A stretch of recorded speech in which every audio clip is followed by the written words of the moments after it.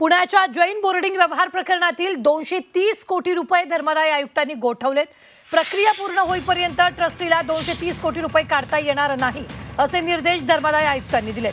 व्यवहार रद्द झाला तर बिल्डर गोखले यांना पैसे परत मिळण्याची शक्यता आहे, मात्र धर्मादाय आयुक्तांनी याला स्थगिती दिलेली आहे। ही मोठी बातमी आपण आत्ताच्या क्षणाची पाहतोय।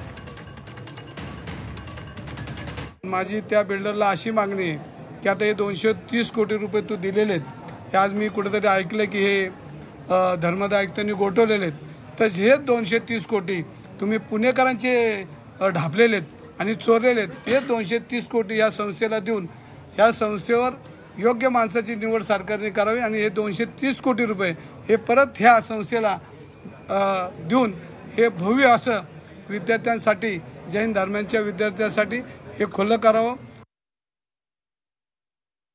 जमीन विक्रीच्या परवानगी मागत असताना आपल्यासमोर पूर्ण माहिती आलेली नाही आणि म्हणून परत त्यांनी सहाय्यक धर्माधिकारी आयुक्त, धर्मादाय आयुक्त पुणे यांना आदेश दिला की प्रत्यक्षात तिथं मंदिर आहे का बघा, ट्रस्टीचं बॅलन्स शीट तपासा, खरोखरच ही संस्था आर्थिक डबघाईला आली होती का, यांच्यावर जमीन विकायची वेळ आली होती काय हे बघा आणि मग पुढचा निर्णय मी देईन आणि त्याची सुनावणी उद्याच आहे।